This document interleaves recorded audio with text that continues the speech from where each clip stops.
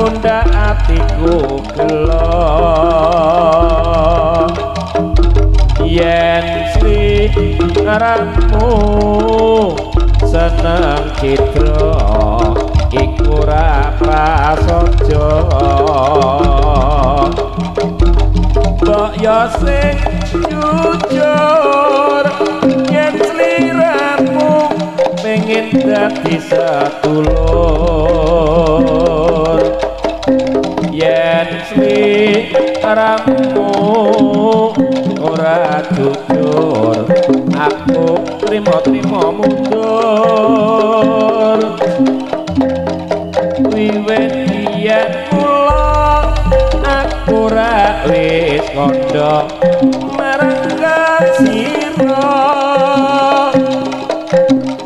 aku ora butuh apa-apa butuhku sabar nerima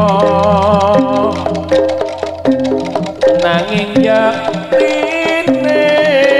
ngendikanmu ora kena tak gugur